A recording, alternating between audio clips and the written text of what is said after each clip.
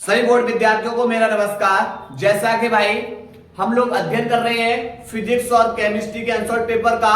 Physics के अंदर set number 2 चल रहा है, जिसके अंदर प्रश्न नंबर 7 तक कंप्लीट कर लिए हैं। चलिए आज 8वें प्रश्न की बारी है।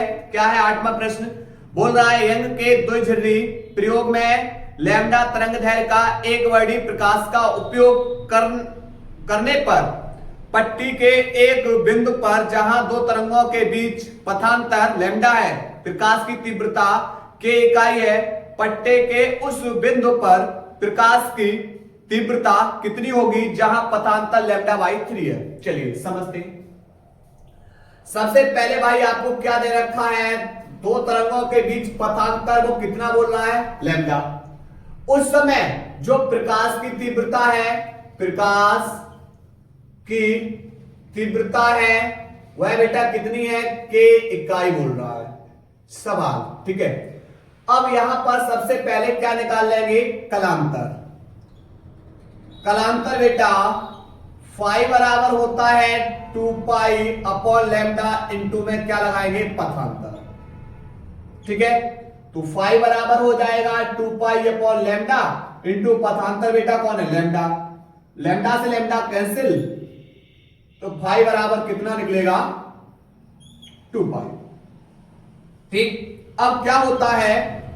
जो प्रकाश की तीव्रता होती है, प्रकाश की तीव्रता, ध्यान रखना ये जब पथांतर लैम्डा है तब प्रकाश की तीव्रता कितनी है? के इकाई है।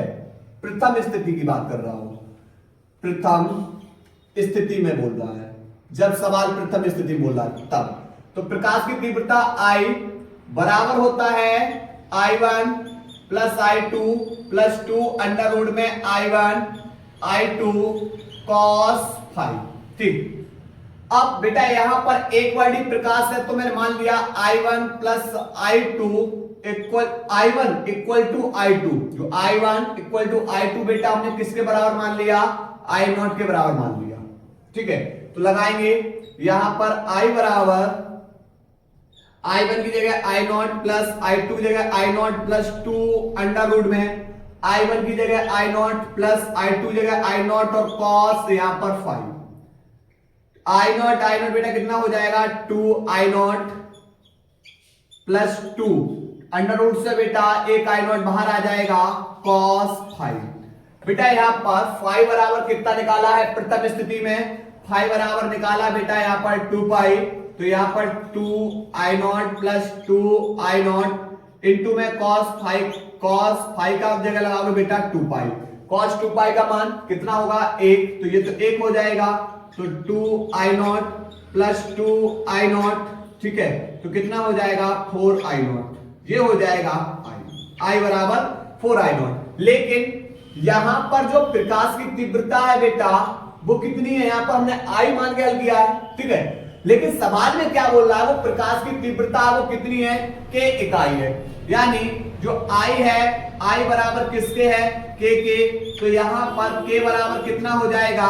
के बराबर हो जाएगा भाई, तो यहां पर के बराबर हो जाएगा 4 I0, क्योंकि यहां पर जो प्रकाश की तीव्रता है वो कितनी है? के इकाई, जब पथांतर लैम्डा हो प्रथम स्थिति में। अब बोल रहा है कि जब द्वितीय स्थिति में देखते हैं, द्वितीय स्थिति में जब बेटा पथांतर है ना, वो पथांतर कितना कर दिया जाए? लैम्डा बाई 3, तब प्रकाश की तीव्रता कितनी होगी? तब प्रकाश की तीव्रता पूछिए भाई, तब प्रकाश की तीव्रता। चलिए फॉर्मूला तो आपको पता है, कलांतर फाई बराबर होगा 2 पाई अपॉन लैम्डा इंटू में कलांतर, तो फाई बराबर हो जाएगा 2 पाई अपॉन लैम्डा इंटू कलांतर है लैम्डा बाई 3, लैम्डा से लैम्डा कैंसिल, कलांतर निकलेगा 2 पाई बाई 3। ठीक है, चलिए अब फिर से निकालेंगे बेटा प्रकाश की तीव्रता। प्रकाश की तीव्रता, ठीक है, प्रकाश की तीव्रता बेटा इसे मान लिया I डैश बराबर क्या हो जाएगा? क्योंकि ये पहली प्रकाश तीव्रता I और दूसरी बेटा I डैश मान लिया I1 plus I2 plus 2 under root में I1 I2 cos 5। तो I1 की जगह बेटा I0 प्लस I2 की जगह I0 प्लस 2 अंडर रूट में I0 I1 की जगह I2 की जगह I0 cos, और कलांतर बेटा कितना है 2 पाई बाई 3। कितना है 2 पाई बाई 3। ठीक है, तो I0 बेटा कितना हो जाएगा 2I0 प्लस 2, एक बेटा यहां से I0 बाहर आ जाएगा।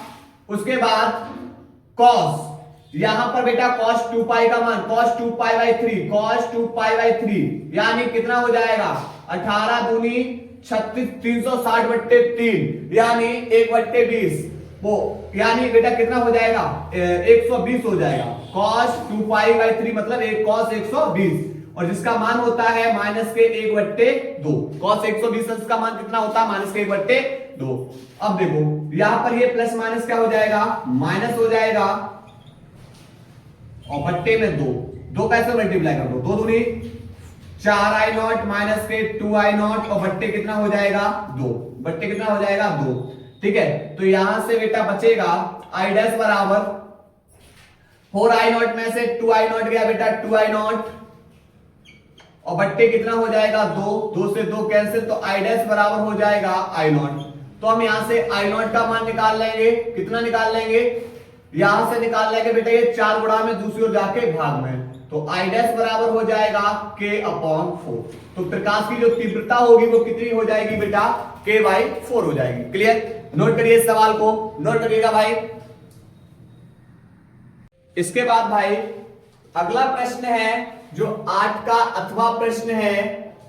8 का अथवा प्रश्न क्या बोल रहा है भाई समझते हैं, समझिए। बोल रहा है एक पतली झिर्री द्वारा एक बड़ी प्रकाश के विवर्तन की विवेचना कीजिए, केंद्रीय उच्चिष्ट की कौड़ी चौड़ाई का व्यंजक ज्ञात कीजिए। चलिए भाई समझते हैं।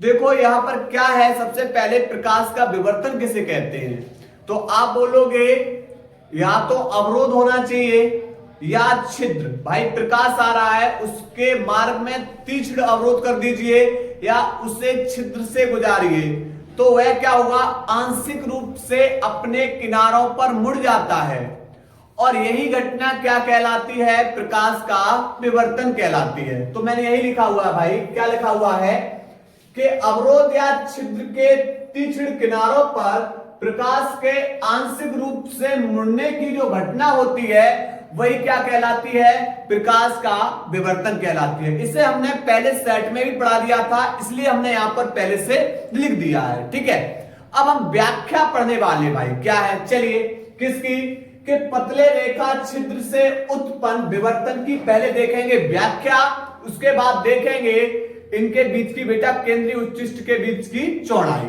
ठीक है, चलिए देखो सबसे पहले क्या होता है कि भाई यहां पर 2 लेंस हैं। कितने हैं 2 लेंस, दोनों के दोनों बेटा हमारे कौन से हैं उत्तल लेंस हैं, दोनों के दोनों भाई कौन से रखे हुए उत्तल लेंस। ठीक है, कुछ इस तरीके से समझिए यह बेटा, और ये क्या हो जाएगा ये है हमारा मुख्य अक्ष, ये हमारा कौन हो गया मुख्य अक्ष। ठीक है, ये हो गया हमारा मुख्य अक्ष। ठीक, अब इसके मुख्य अक्ष पर बेटा हमने रख दिया है एक प्रकाश स्रोत जहां से प्रकाश की किरणें निकलेंगी। मैंने बेटा मान लिया ये हमारा सूर्य है जहां से प्रकाश की किरणें आ रही हैं, और इसको हमने नाम दे दिया S। ठीक, अब मुख्य अक्ष पर स्थित बिंदु से जब प्रकाश की किरणें निकलेंगी और ये बेटा किसमें जाएंगी लेंस के अंदर। अब ये लेंस हमारा कौन सा वाला है उत्तल लेंस है, ये भी उत्तल लेंस है, और आप बोलोगे सर ये वाला, तो ये भी उत्तल लेंस, दोनों उत्तल लेंस हैं। ठीक है, अब समझना कहानी को थोड़ा सा। यहां से बेटा प्रकाश की किरणें जाएंगी, यानी मुख्य अक्ष पर स्थित वह बिंदु जिससे बेटा प्रकाश की किरणें निकलेंगी, और प्रकाश की किरणें निकलेंगी तो ये किस में जाएंगी, ये जाएंगी लेंस के अंदर। अब एक घटना होती है जब आप किरण आरेख डालते हो तब आपने पढ़ा होगा कि मुख्य अक्ष पर स्थित वह बिंदु जिससे प्रकाश की किरणें निकलेंगी, और अपवर्तन के पश्चात ये किरणें कैसी हो जाती हैं मुख्य अक्ष के समांतर हो जाती हैं। तो ये किरणें बेटा अपवर्तन के पश्चात कैसी हो जाएंगी मुख्य अक्ष के समांतर। ठीक, अब इनको बेटा क्या करेंगे एक छिद्र के द्वारा गुजारेंगे, ये मान लिया एक छिद्र है, ठीक है, ये क्या एक छिद्र है जिसकी चौड़ाई बेटा क्या, ये जो चौड़ाई है उसकी चौड़ाई हमने मान ली ई है। इस रेखा छिद्र की चौड़ाई हमने क्या मान ली ई है। अब ये जो समांतर किरणें थी रेखा छिद्र से निकाल रहे हैं और कहां ले जा रहे हैं भाई, दूसरे वाले लेंस के अंदर, ठीक है। अब ये किरणें बेटा जब दूसरे वाले लेंस में जाएंगी, ठीक, तो यहां पर बेटा दूसरी स्थिति में पढ़े होगे आप लोग, जो किरणें मुख्य अक्ष के समांतर जाती हैं अपवर्तन के पश्चात वह एक बिंदु पर क्या हो जाती हैं, एकत्रित हो जाती हैं। तो यहां पर रखा हुआ है बेटा, ये रखा हुआ है पर्दा, ये क्या रखा हुआ है, पर्दा, ठीक, ये है पर्दा, और इस पर्दे पर ये बेटा जाके एक बिंदु पर एकत्रित हो जाएंगे इस तरीके से, ठीक है। और मैंने मान लिया ये बेटा बिंदु O है, जो किरणें बिना विचलित हुए निकल रही हैं वह बिंदु O पर एकत्रित हो रही हैं, और ये हमारा है केंद्रीय उच्चिष्ट, या इसी को बोलते हैं भाई मुख्य उच्चिष्ट, ठीक है। अब यहां पर क्या हुआ कि यहां पर सबसे पहले कुछ चित्र इस तरीके से बनेगा। पहला, प्रकाश स्रोत से प्रकाश किरणें निकल रही हैं, पहले लेंस में जाएंगी, ये किरणें मुख्य अक्ष के समांतर हो जाएंगी, ठीक है। उसके बाद फिर इसे रेखा छिद्र के द्वारा गुजारेंगे, तो रेखा छिद्र से गुजारेंगे तो ये किरणें बेटा क्या होंगी, लेंस में जाएंगे और लेंस से टकराने के बाद ये बेटा केंद्रीय उच्चिष्ट पे एकत्रित होंगे। लेकिन तीक्ष्ण अवरोध के कारण कुछ प्रकाश आंशिक रूप से क्या हो जाएगा, मुड़ जाएगा, और आंशिक रूप से जब मुड़ेगा तो इस पर्दे पर बेटा हमें दो प्रकार की स्थितियां मिलेगी, एक निम्निष्ठ की स्थिति और एक मिलेगी उच्चिष्ट की स्थिति। कैसे, अब देखो, प्रकाश बेटा ऊपर भी मुड़ सकता है, प्रकाश नीचे भी मुड़ सकता है, यानी एक तरंगदैर्घ्य बेटा दो भागों में बढ़ जाएगी, λ/2 ऊपर, λ/2 नीचे, ठीक है। पूरी प्रकाश तरंगदैर्घ्य बेटा लैम्डा है, लेकिन बेटा यहां से ये दो भागों में बढ़ जाएगी, प्रकाश ऊपर भी मुड़ सकता है, प्रकाश नीचे भी मुड़ सकता है, ठीक। मुख्य अक्ष से बेटा ऊपर की जो दूरियां है वो धनात्मक और नीचे की दूरियां बेटा यहां पर ऋणात्मक हो जाएंगी, ठीक। अब आंशिक रूप से बेटा प्रकाश मुड़ेगा, चलिए देखते हैं। और जब भाई प्रकाश मुड़ रहा है तो वह कहां पर एकत्रित होता है, इस पर्दे के बिंदु मान लिया P पर एकत्रित हो रहा है, ठीक है। बिंदु P पर जाके क्या होगा, एकत्रित होगा, कुछ इस तरीके से समझना। यहां पर ये ले लिया हमने बिंदु P, ठीक। इसी प्रकार बेटा यहां से प्रकाश मुड़ेगा, यहां से प्रकाश मुड़ेगा, ठीक है, कुछ इस तरीके से। ये हमारा बना बेटा चित्र, ठीक है। तो प्रकाश बेटा आंशिक रूप से अपने किनारों पे मुड़ गया। अब भाई जरा देखियो, क्या दोनों की जो दूरियां हैं वो बराबर हैं, जरा देखना। आप बोले सर ये वाला तो यहां से जा रहा है और ये वाला भाई यहां से यहां जा रहा है, तो दोनों दूरियां कैसे बराबर, तो भाई इनके बीच में पथ में अंतर आ गया। प्रकाश के मुड़ने से ही क्या आ गया, इनके बीच में पथ में क्या आ गया, अंतर आ गया, इनके पथ में क्या आ गया, अंतर। कितना आया, तो मान लिया ये बेटा जो रेखा छिद्र है AB है, जिसकी चौड़ाई E है, हम इस पे क्या डाल देंगे बेटा, लंब डाल दे रहे हैं, हम इस पे डाल दिया लंब। जैसे लंब डाला यहां पर ये बेटा इस बिंदु को नाम दे दिया K, ठीक। लंब डाला तो यहां से यहां तक की दूरी और यहां से यहां तक की दूरी कैसी हो जाएगी, बराबर हो जाएगी। तो इनके बीच में जो पथांतर निकला, कितना अंतर निकला, प्रकाश के मुड़ने से बेटा कितना अंतर निकला, ये BK। तो लिखेंगे बेटा यहां पर जो पथांतर है, पथांतर वो कितना है, BK, कितना है BK, पथांतर है BK बराबर बेटा हमने क्या मान लिया, लैम्डा। जो इनके बीच जो पथांतर है, इनके पथांतर के बीच की दूरी बेटा क्या मान ली हमने, लैम्डा मान ली है, ठीक है। अब कहानी ये आ रही है कि भाई इस पर यहां पर भाई प्रकाश के मुड़ने के कारण हमें दो प्रकार की स्थितियां मिल रही हैं, एक तो निम्निष्ठ की स्थिति, दूसरी उच्चिष्ठ की स्थिति। किसके कारण, इस पथांतर के कारण। चलिए देखते हैं, सबसे पहले निम्निष्ठ की स्थिति में, निम्निष्ठ की स्थिति में, निम्निष्ठ की स्थिति में जो बेटा यहां पर जो ये पथांतर है, बी के वो बराबर हो जाएगा प्लस माइनस के एम लेमडा के। बी के बराबर किसके हो जाएगा? प्लस माइनस एम लेमडा के, जहां एम बराबर क्या लगा सकते हैं? 1 2 3 4 डॉट डॉट डॉट, ठीक है। और यहां पर m बराबर 1 2 3 4 लगाकर निम्नलिखित की स्थितियां बेटा ज्ञात कर सकते हैं, ठीक है। m बराबर 0 लगाओगे तो हमें मिलेगा मुख्य उच्चिष्ट, ठीक है। इसी प्रकार आप लगाओगे उच्चिष्ट की स्थिति में, उच्चिष्ट की स्थिति में जो पथांतर होता है, पथांतर b के बराबर बेटा प्लस माइनस के 2m माइनस के 1 लैम्डा बाई 2, ठीक है। इसे बेटा हम समीकरण 1 डाल दे रहे, इसे समीकरण नंबर 2 डाल दे रहे। और m बराबर आप बेटा क्या लगाओगे? 1 2 3 4 डॉट डॉट डॉट लगाओगे तो आपको मिलना शुरू हो जाएंगी उच्चिष्ट की स्थितियां। अब बात करेंगे भाई ये पथांतर है कितना जिसके कारण हमें निम्नलिखित और उच्चिष्ट की स्थितियां मिल रही हैं। तो चलिए निकालो त्रिभुज को, त्रिभुज ए बी के, त्रिभुज ए बी के में देखो यहां पर कुछ इस तरीके से, ठीक, यहां पर ऐसे, ठीक है। ये बेटा 90 अंश है, ये एंगल, और ये बेटा बी है, ये के है और ये ए है, इसके बीच की चौड़ाई ई है और ये बेटा लैम्डा। देखो यहां पर बेटा ये देखो ये एंगल, ये वाला कहानी ये है, ये एंगल बेटा थीटा है, ये एंगल कितना है? थीटा, ठीक है। अगर ये थीटा है तो ये एंगल कितना हो जाएगा?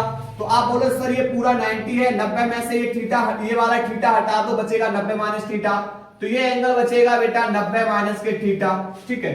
लेकिन यहां पर क्या है?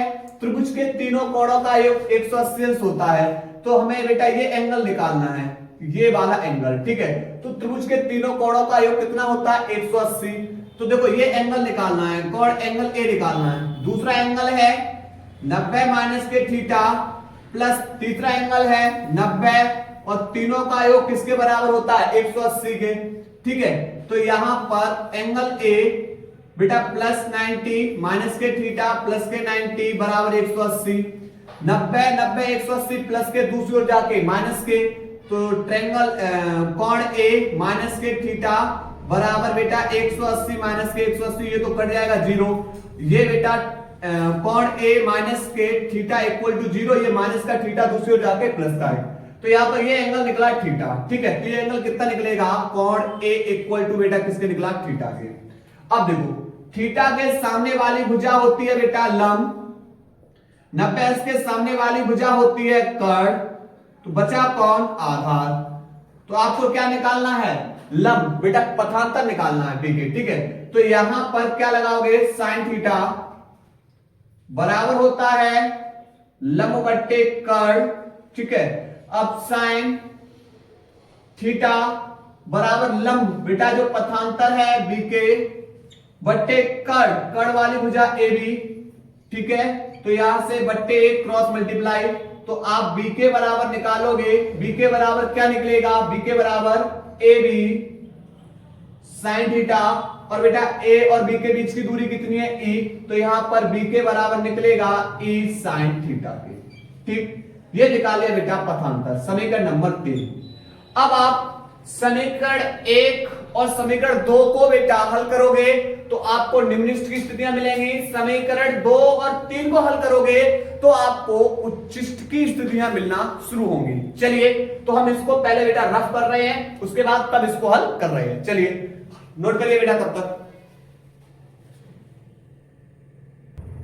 चलिए भाई देखिए, अब देखेंगे बेटा निम्नलिखित की स्थिति प्राप्त करनी है। निम्नलिखित की स्थिति में, निम्नलिखित की स्थिति में क्या करना होगा? निम्नलिखित की स्थिति प्राप्त करनी है तो ये समीकरण 1 और समीकरण 3 को क्या करना होगा? हल करना होगा। तो समीकरण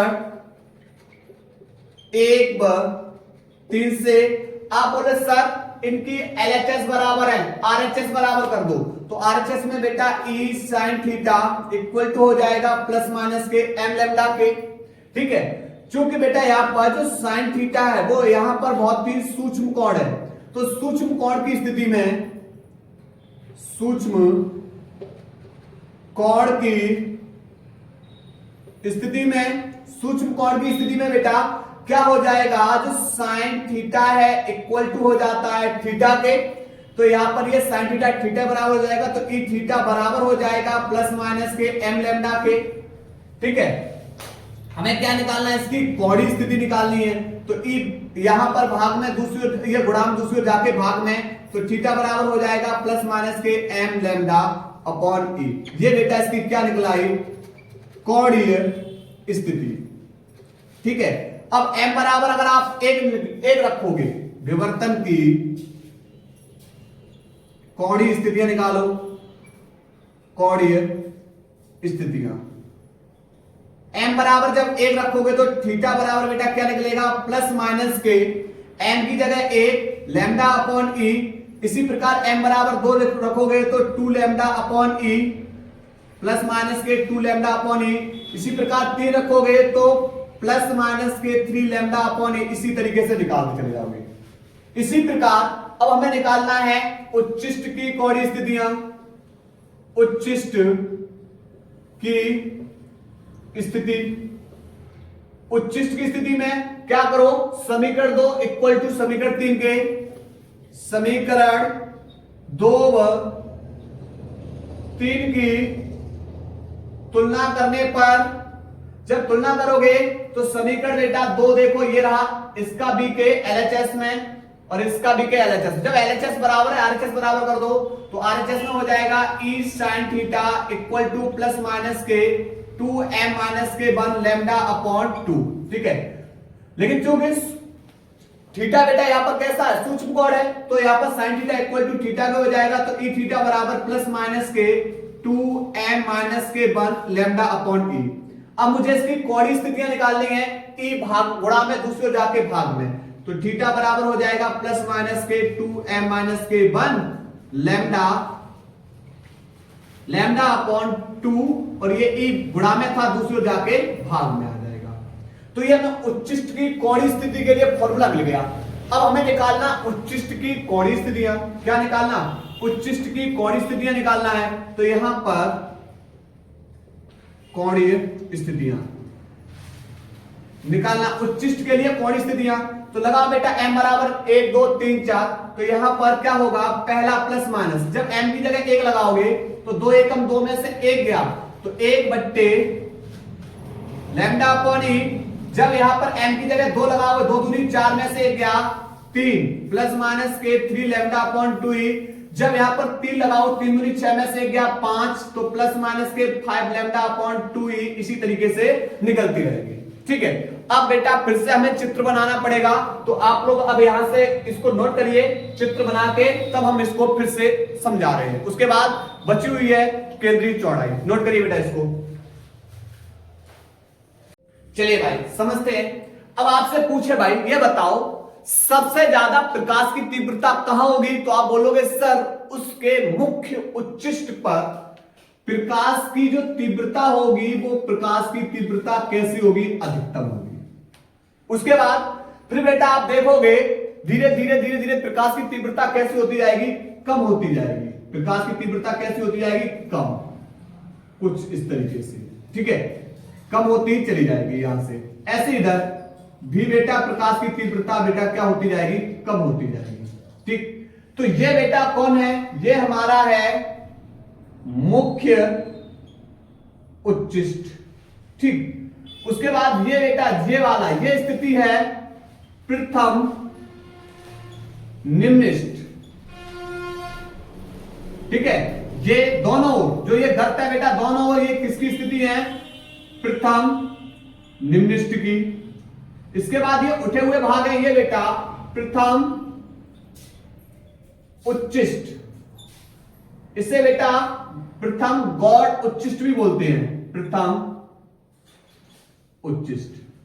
ठीक है, चलिए आपने बेटा कोण निकाले।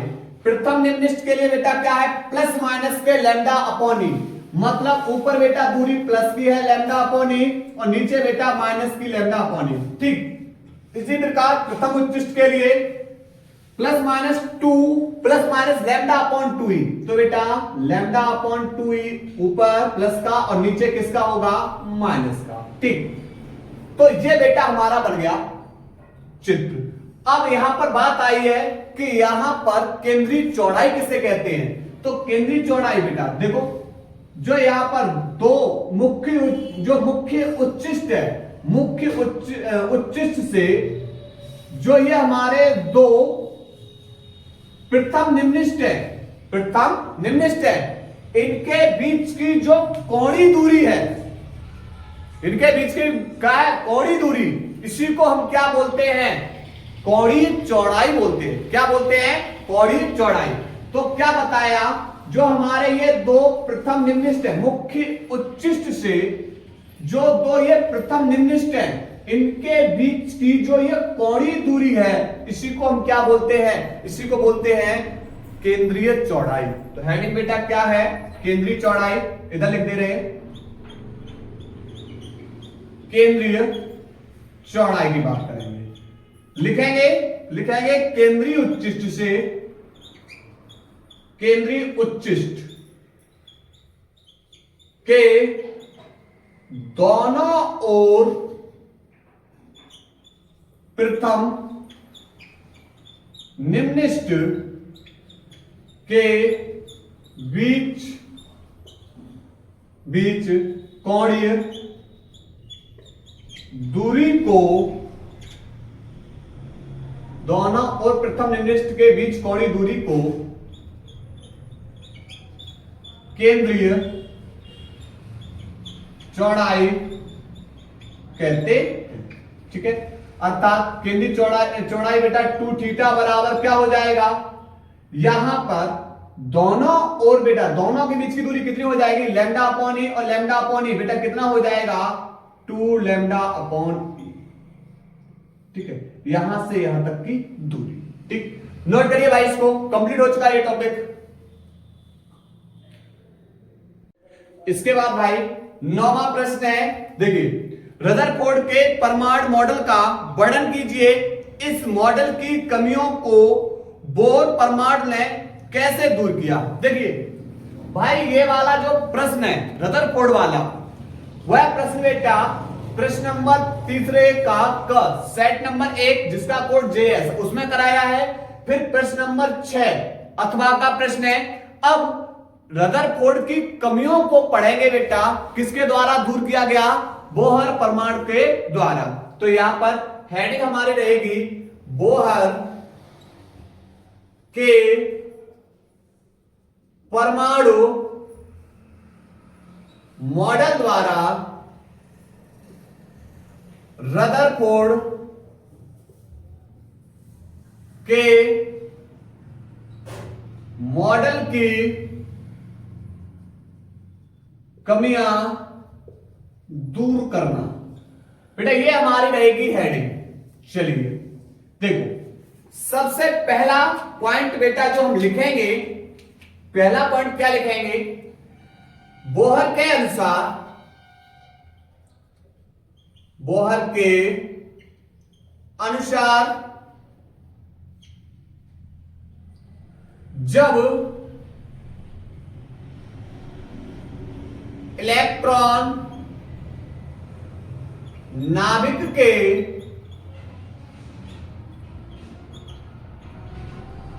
चारों ओर स्थायी कक्षाओं में घूमते हैं तो ऊर्जा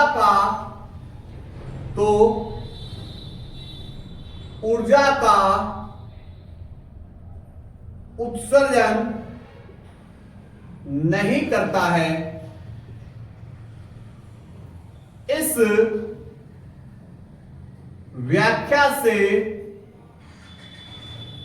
रदरफोर्ड की कमी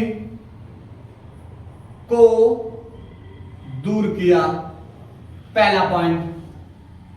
दूसरा पॉइंट बेटा एक और है। दूसरा पॉइंट यह है भाई कि बोहर के अनुसार, बोहर के अनुसार जब कोई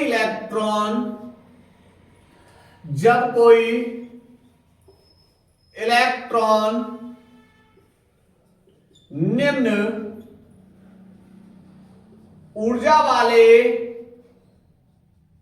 स्तर से उच्च ऊर्जा वाले स्तर में जाता है, निम्न ऊर्जा वाले स्तर से उच्च ऊर्जा वाले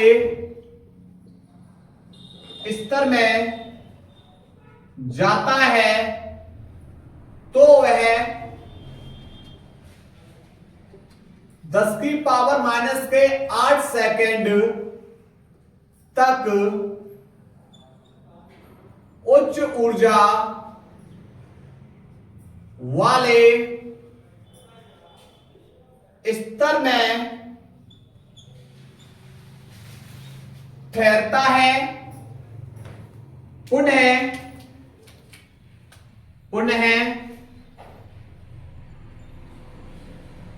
फिर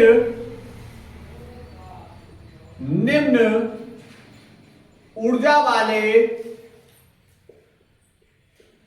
स्तर में वापस लौट जाता है। लौटते समय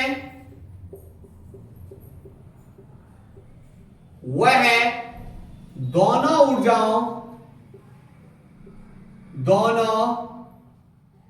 ऊर्जा स्तर के अंतर के तुल्य विद्युत चुंबकीय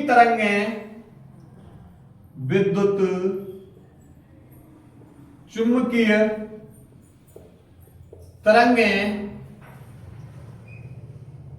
उत्सर्जित करता है। उत्सर्जित ऊर्जा से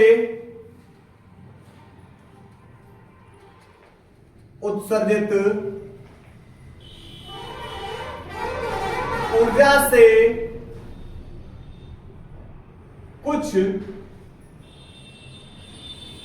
निश्चित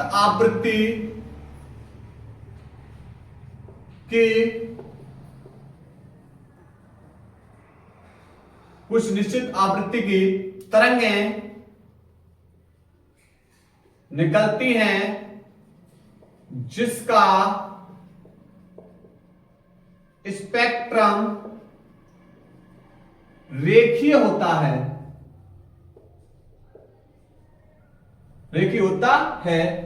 इस प्रकार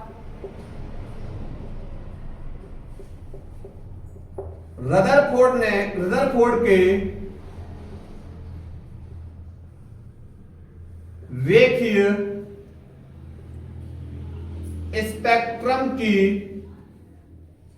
स्पेक्ट्रम की कमी को दूर किया। ठीक है, 2 पॉइंट में लिखे हुए हैं। पहला लिखा हुआ है बोहर के अनुसार जब इलेक्ट्रॉन नाभिक के चारों ओर भाई घूम रहा है, भाई क्या है ये बेटा नाभिक है, इसके चारों ओर बेटा इलेक्ट्रॉन क्या कर रहे हैं, गत कर रहे हैं।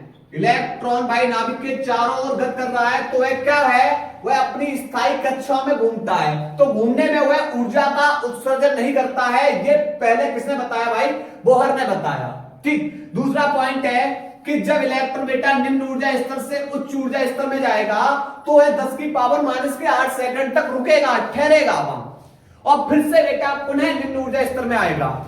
और जब पुनः निम्न ऊर्जा स्तर में आएगा तो भाई इन निम्न ऊर्जा और उच्च ऊर्जा स्तर के बीच में जो भी गैप मिलेगा, जो भी अंतर मिलेगा, उस अंतर के कारण बेटा ये ऊर्जा का उत्सर्जन करेगा तरंगों के रूप में। और ये तरंगें निश्चित आवृत्ति की होती हैं, जिसके कारण इसका जो यहां पर स्पेक्ट्रम है वो कैसा मिल जाता है, रेखीय मिल जाता है। ठीक है, तो इस कमी को बेटा दूर कर दिया किसने, बोहर ने। नोट करिए बेटा प्रश्न को। इसके बाद लास्ट प्रश्न बचा हुआ है, नोट करो भाई। इसके बाद भाई 9 का 8वां प्रश्न पढ़ने वाले हैं। 9 का 8वां है नाभिक का वर्गीकरण कीजिए, प्रत्येक का उदाहरण देते हुए विशेषता लिखिए। चलिए समझते हैं भाई। नाभिक का वर्गीकरण बेटा 3 प्रकार से है। पहला नंबर 1 पहला पढ़ेंगे भाई कौन सा, समस्थानिक। पहला कौन सा पढ़ेंगे, समस्थानिक, दूसरा समभारिक और तीसरा समन्यूट्रॉनिक। अब बात करेंगे भाई समस्थानिक किसे कहेंगे, तो आप बोलोगे एक ही तत्व के वे परमाणु जिनके परमाणु क्रमांक तो समान होते हैं किंतु द्रव्यमान संख्या कैसी हो, भिन्न भिन्न, क्या कहलाते हैं, समस्थानिक। एग्जाम्पल जैसे उदाहरण में बेटा हाइड्रोजन के 3 समस्थानिक है। किसके, हाइड्रोजन के 3 समस्थानिक कौन कौन से हैं, तो 1H1 1H2 और 1H3। ठीक है, इसकी तुलना बेटा X Z ऐसे कर दो। Z हमारा है द्रव्यमान संख्या और सॉरी A हमारा द्रव्यमान संख्या है और Z हमारा क्या हो जाएगा, परमाणु क्रमांक। Z हमारा क्या हो जाएगा, परमाणु क्रमांक। ठीक है, अब देखो भाई सबके परमाणु क्रमांक तो समान है किंतु द्रव्यमान संख्या सबकी कैसी है, भिन्न भिन्न है। तो ये बेटा क्या कहलाएंगे, समस्थानिक। तो परिभाषा लिखेंगे, क्या लिखेंगे, एक ही तत्व के एक ही तत्व के वे परमाणु जिनके परमाणु क्रमांक तो समान होते हैं किंतु द्रव्यमान संख्या भिन्न भिन्न, 2 बार लिखा हो बेटा, भिन्न भिन्न होती है, समस्थानिक कहलाते हैं, कहलाते हैं। ठीक है, अब बात करें इसकी विशेषताओं की। विशेषताएं, तो पहली विशेषता आपकी यही मिल रही बेटा, एक ही तत्व के जो समस्थानिक होते हैं वो समस्थानिक बेटा देखो इनके परमाणु क्रमांक कैसे होते हैं, समान, किंतु द्रव्यमान संख्या कैसी होती है, भिन्न भिन्न होती है। ठीक है, तो पहला पॉइंट क्या लिखेंगे, लिखेंगे एक ही तत्व के, एक ही तत्व के सभी समस्थानिक, सभी समस्थानिक के परमाणु क्रमांक कैसे होते हैं, समान होते हैं। ठीक है, दूसरा पॉइंट है समस्थानिक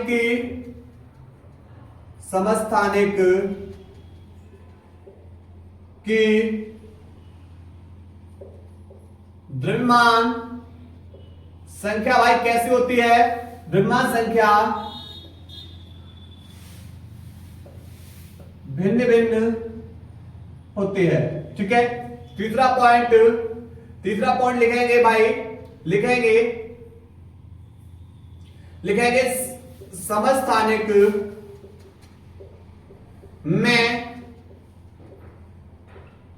न्यूट्रॉनों की संख्या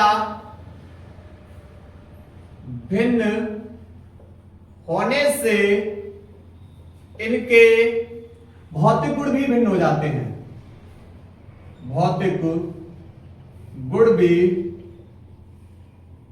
भिन्न होते हैं। ठीक है, ये बेटा समस्थानिक हो चुका। अब पढ़ेंगे समभारिक, नोट करिए भाई। इसके बाद बेटा हम पढ़ने वाले हैं समभारिक। समभारिक का मतलब भार समान, परमाणु क्रमांक कैसे होंगे, भिन्न भिन्न, यानी भिन्न भिन्न तत्वों के वे परमाणु, भिन्न भिन्न तत्वों के वे परमाणु जिनके परमाणु क्रमांक तो भिन्न भिन्न होंगे किंतु द्रव्यमान संख्या कैसी होती है, समान होती है। भाई क्या कहलाएंगे, समभारिक। क्या कहलाएंगे, समभारिक। उदाहरण की बात करेंगे, उदाहरण बेटा हाइड्रोजन 1H3 और वह हीलियम 2He3। बेटा इनका देखो, ये हमारे ये कौन है, परमाणु क्रमांक। तो आप बोल रहे सर परमाणु क्रमांक दोनों के भिन्न भिन्न हैं, ये ऊपर कौन है, द्रव्यमान संख्या, तो आप बोलो सब द्रव्यमान संख्या समान है। ठीक, दूसरा एग्जांपल बेटा यहां पर हो जाएगा C614 व N714। आप बोले सर मैं देख रहा हूं द्रव्यमान संख्या कैसी है, द्रव्यमान संख्या समान है, लेकिन अगर बात करें परमाणु क्रमांक दोनों के कैसे हैं, भिन्न भिन्न। लेकिन तत्व भी बेटा हमारे कौन से हैं, तत्व भी भिन्न भिन्न है। आवर्त सारणी में भिन्न भिन्न तत्व होते हैं, इनका स्थान कैसा होता है, भिन्न भिन्न होता है। आवर्त सारणी में इन तत्वों का स्थान कैसा है, भिन्न भिन्न है, लेकिन इनके अंदर देखा गया भाई द्रव्यमान संख्या कैसी है, समान है। ठीक है, तो लिखेंगे क्या, लिखेंगे भिन्न भिन्न तत्वों के वे परमाणु, भिन्न भिन्न तत्वों के वे परमाणु जिनके परमाणु क्रमांक तो भिन्न भिन्न होते हैं, किंतु द्रव्यमान संख्या समान होती है, समभारिक कहलाते हैं, समभारिक कहलाते हैं। ठीक है, पढ़ेंगे भाई इसकी विशेषताएं। पहली विशेषता ये भाई कि इनका आवर्त सारणी में स्थान कैसा है, भिन्न भिन्न है, और स्थान भिन्न भिन्न है क्योंकि इनके परमाणु क्रमांक कैसे हैं, भिन्न भिन्न है। तो पहला पॉइंट ये लिखेंगे समभारिक में प्रत्येक तत्व का आवर्त सारणी में स्थान भिन्न है, क्योंकि इनका परमाणु क्रमांक भिन्न होता है, परमाणु क्रमांक भिन्न होता है। पहला पॉइंट। दूसरा बेटा इनके जो यहां पर प्रोटॉन और न्यूट्रॉन हैं, प्रोटॉन और न्यूट्रॉन दोनों कैसे होंगे, भिन्न भिन्न होंगे, लेकिन दोनों का योग कैसा होगा, समान होगा। ठीक है, लिखेंगे समभारिक में प्रोटॉन तथा न्यूट्रॉन की संख्या भिन्न होती है, लेकिन इनका योग बराबर होता है। ठीक है, इसके बाद एक बचा हुआ है समन्यूट्रॉनिक। नोट करिए भाई इसको। इसके बाद भाई बात करेंगे समन्यूट्रॉनिक की। तो समन्यूट्रॉनिक में बेटा न्यूट्रॉनों की संख्या कैसी होगी, केवल समान। समन्यूट्रॉनिक में केवल न्यूट्रॉनों की संख्या समान होती है, परमाणु क्रमांक भी भिन्न होगा, द्रव्यमान संख्या भी भिन्न होगी, और एलिमेंट भी कैसे होंगे, भिन्न भिन्न। तो भिन्न भिन्न तत्वों के वे परमाणु जिनमें केवल न्यूट्रॉनों की संख्या समान हो, क्या कहलाएंगे भाई, समन्यूट्रॉनिक। जैसे उदाहरण में बेटा 1H3 व 2He4। अब देखो हमें न्यूट्रॉनों की संख्या निकालनी है, तो हमें पता है कि A बराबर होता है P प्लस N। प्रोटॉनों तथा न्यूट्रॉनों का योग उसका द्रव्यमान संख्या बन जाती है। लेकिन आपको बेटा क्या दे रखा है, द्रव्यमान संख्या दे रखी है, परमाणु क्रमांक दे रखा है। ठीक है, और Z बराबर होता है E के और E बराबर होता है P के। तो एक बात बताओ, आपको बेटा यहां पर 1H1 में क्या निकालना है, न्यूट्रॉनों की संख्या। तो आप बोलोगे कि सर हमें न्यूट्रॉन की संख्या निकालनी है, P प्लस में दूसरी ओर जाके माइनस में हो जाएगा, तो N बराबर हो जाएगा A माइनस के P। अब इसमें बेटा द्रव्यमान संख्या कितनी है, इसकी बेटा द्रव्यमान संख्या 3 है, माइनस न्यूट्रॉनिक संख्या बेटा, वो प्रोटॉनिक संख्या कितनी है बेटा 1, क्योंकि Z बराबर E के और E बराबर P के, तो बेटा इसमें न्यूट्रॉनिक संख्या कितनी निकलेगी 2।